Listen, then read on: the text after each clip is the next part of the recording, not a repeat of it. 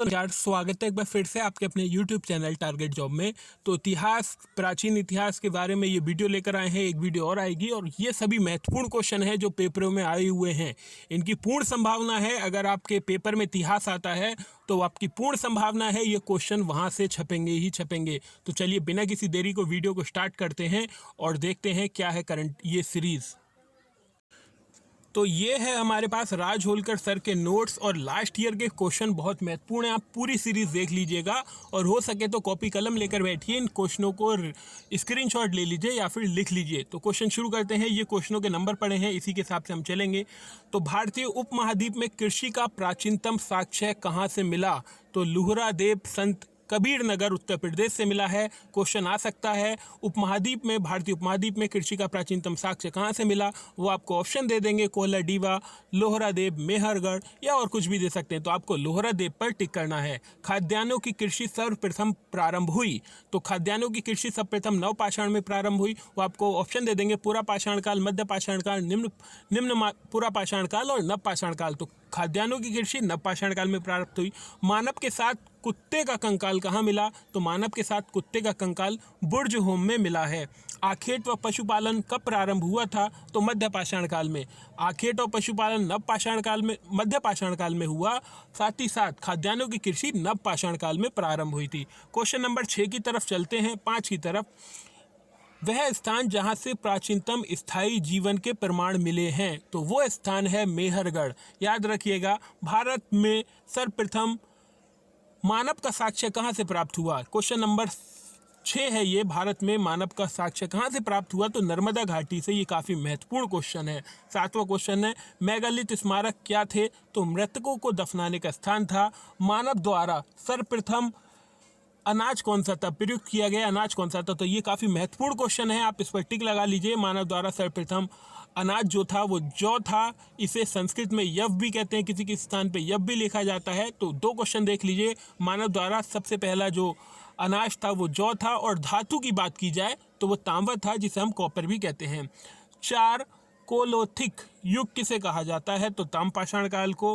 कुंभकारी का सर्वप्रथम प्रमाण कहाँ मिला है? तो नवपाषाण काल में। ये क्वेश्चन नंबर 11 देखिए, मानव द्वारा सबसे पहले प्रयुक्त की जाने वाली कौन सी धातु थी? तो तांबा थी, ये मैंने आपको बता दिया। 12वां क्वेश्चन है, इतिहास के पिता किसे कहा जाता है? हेरोडोटस को कहा जाता है। इनकी जो पुस्तक थी वो हिस्टोरी का थी। क्वेश्चन आ सकता है, भूगोल का पिता किसे कहा जाता है? तो ये हीरोडोटस हैं और वो हिकेटियस हैं। गर्तवास का साक्ष्य कहाँ से मिला? 13वां क्वेश्चन, ये बुर्ज होम से मिला है। 14वां क्वेश्चन काफ़ी महत्वपूर्ण है, मध्य पाषाण काल में हड्डी से निर्मित आभूषण किन स्थानों से प्राप्त हुए? तो मदहा, सराय नहर, दमदमा। ये सभी उत्तर प्रदेश के प्रतापनगर जिले में है, और प्रतापनगर का आंवला सबसे ज़्यादा मशहूर है। तो यूपी में सबसे अधिक आंवला प्रतापगढ़ का में पाया जाता है। क्वेश्चन नंबर 15, एक ही कब्र में 3 कंकाल कहाँ से मिले? तो दमदमा। एक ही कब्र में 3 कंकाल मिले, दमदमा आएगा। और अगर मालिक के साथ कुत्ते के दफनाने के प्रमाण मिले तो वो बुर्ज होम आएगा। 16वां क्वेश्चन है, हड़प्पा सभ्यता का सर्वाधिक मान्यता प्राप्त काल कौन सा है? तो 7500 ईसा पूर्व से 1750 ईसा पूर्व। क्वेश्चन में ये दिया जाएगा कि मानक समय क्या है हड़प्पा सभ्यता का? तो 2500 से ईसा पूर्व से 1750 ईसा पूर्व, यही आपको लगाना है। भारत में चांदी की, 17वां क्वेश्चन है, भारत में चांदी की उपलब्धता का प्राचीनतम साक्ष्य कहाँ मिला? चांदी की जो सबसे प्राचीनतम साक्ष्य है वो हड़प्पा में मिला, और हड़प्पा में भी किस स्थान पे मिला? हड़प्पा संस्कृति में, वो था मोहनजोदाड़ो। 18वां क्वेश्चन है, हड़प्पा, देखिए 18वां क्वेश्चन है, हड़प्पा काल में मिट्टी के बर्तनों में सामान्यतः कौन से रंग का प्रयोग किया जाता था? तो लाल रंग का प्रयोग किया जाता था। अगर लाल ऑप्शन में नहीं हो तो आप काला लगा सकते हैं। 19वां क्वेश्चन है, सिंधु घाटी सभ्यता का विशाल स्नानागार कहाँ पे है? तो ये मोहनजोदाड़ो में है। मोहनजोदाड़ो का मतलब होता है मृतकों का टीला। मोहनजोदाड़ो में ही क्या क्या चीज़ें प्राप्त हुई हैं? नर्तकी प्राप्त हुई है, राजक मुद्रा प्राप्त हुई है, चांदी हुई है, मलेरिया का साक्ष्य सर्वप्रथम यहीं पर प्राप्त हुआ है। 20वां क्वेश्चन है, सिंधु घाटी सभ्यता के किस स्थान पर जुते हुए खेतों का नाम मिला है या प्रमाण मिला है? तो बहुत महत्वपूर्ण क्वेश्चन है, कालीबंगा। कालीबंगा कहाँ पर है? राजस्थान में। कालीबंगा का अर्थ होता है काली चूड़ियाँ, और ये घाघरा नदी के किनारे है। अगला क्वेश्चन है, सिंधु घाटी सभ्यता किससे संबंधित है, तो आग ऐतिहासिक काल से सिंधु घाटी सभ्यता संबंधित है। ये क्वेश्चन बार बार आता है, आप देख लीजिएगा, रट लीजिएगा। भारत में हड़प्पा का सबसे बड़ा स्थल कौन सा है, तो राखीगढ़ी है। राखीगढ़ी कहाँ पर पाया जाता है, तो हरियाणा में पाया जाता है। 23वां क्वेश्चन है, सिंधु घाटी सभ्यता का पतन नगर कौन सा है। पतन नगर या बंदरगाह की बात की जाए तो लोथल है। 24वां क्वेश्चन है, लेखन कला की उचित प्रणाली विकसित करने वाली सबसे प्राचीन सभ्यता कौन सी थी, तो सुमेरिया थी। 25वां क्वेश्चन है, हड़प्पा सभ्यता का उत्खनन करने वाले प्रथम पुरातात्विद कौन थे, तो ए कनिंगम साहब थे। 26वां क्वेश्चन है, सिंधु घाटी सभ्यता के किस स्थलों में घरों में कुएं के अवशेष प्राप्त हुए हैं, तो कुएं के अवशेष मोहनजोदाड़ो में मिले हैं। चांदी की मुद्राएं भी मिली हैं, राजक मुद्राएं भी मिली हैं, मलेरिया का साक्ष्य भी मिला है। तो ये सब चीज़ें मोहनजोदाड़ो से प्राप्त हुई हैं। सिंधु घाटी सभ्यता में शैलकृत स्थापत्य का प्रमाण कहाँ मिला। 27वां क्वेश्चन है, धौलावीरा ये गुजरात में है। यहाँ पर सुनामी का अवशेष मिला है, यहाँ पर राज्यसभा का अवशेष भी मिला है और यहाँ पर जल प्रबंधन और वाटर हार्वेस्टिंग का भी प्रमाण मिला है। 28वां क्वेश्चन है, सबसे पहले कपास की खेती आरंभ करने वाली सभ्यता कौन सी थी, तो सिंधु घाटी सभ्यता थी।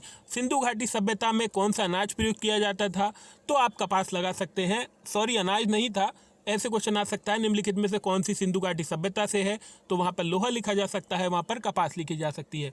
29वां क्वेश्चन है, हड़प्पा काल की मुद्रा मुख्यतः किस पदार्थ का प्रयोग किया जाता था, तो मुद्राओं में सेल खड़ी का प्रयोग किया जाता था। सिंधु घाटी 30वां क्वेश्चन है, सिंधु घाटी सभ्यता के पैमाने की खोज किस स्थान पर हुई, तो लोथल में हुई। 31वां क्वेश्चन है, सिंध का नलखिस्तान कहने वाला पुरातत्व स्थल कौन सा है, तो मोहनजोदाड़ो है। देखिए, जो फैक्ट इंपॉर्टेंट है वो मैं आपको एक्सप्लेन भी कर दे रहा हूँ, बाकी तो ये सब क्वेश्चन आए हुए हैं। नृत्य मुद्रा बाली स्त्री कांसे की मूर्ति हड़प्पा सभ्यता के किस काल से संबंधित है, तो ये मोहनजोदाड़ो से है। 33वां क्वेश्चन है, पुजारी की पत्थर की मूर्ति हड़प्पा सभ्यता के किस काल से हुई है, तो भाई पुजारी की मूर्ति जहां आ जाए तो भाई हड़प्पा लगाया ये। 34वां क्वेश्चन है, हड़प्पा काल में कहां पर हाथी दांत का पैमाना मिला है, तो लोथल मिला है। लोथल बंदरगाह के लिए भी प्रसिद्ध है। 35वां क्वेश्चन है, भारत में किस स्थल पर लोहे का प्राचीनतम साक्ष्य मिला है, तो अतरंजी खेड़ा। बहुत महत्वपूर्ण क्वेश्चन, पेपर में छपने वाला क्वेश्चन है। भारत में लोहे का प्राचीनतम साक्ष्य अतरंजी खेड़ा में मिला है। 36वां क्वेश्चन है, तक्षशिला शहर किन दो नदियों के बीच में बसा हुआ है, तो सिंधु नदी और झेलम नदी। ये महत्वपूर्ण नदियां हैं, याद कर लीजिएगा, इनका उद्गम स्थल भी तो क्वेश्चन आ सकता है। तक्षशिला शहर किन दो नदियों के मध्य बसा हुआ है, तो सिंधु नदी और झेलम नदी। 37वां क्वेश्चन है, वैदिक देवताओं को पुरोहित माना जाता था बृहस्पति को, तो किन वैदिक देवताओं को पुरोहित माना जाता था, तो आंसर आएगा बनस्पति। 38वां क्वेश्चन है, उपनिषद काल के राजा अश्वपति किस स्थान के शासक थे, तो राजा अश्वपति किस स्थान के शासक थे, ये कैके राज के थे। 39वां क्वेश्चन है, वैदिक साहित्य में वर्णित नदी का नाम बताइए, तो वैदिक साहित्य में सर्वाधिक वर्णित नदी का नाम है सिंधु। 40वां क्वेश्चन है, किस वैदिक साहित्य में मोक्ष की चर्चा मिलती है, तो वैदिक साहित्य में मोक्ष की चर्चा मिलती है उपनिषद में।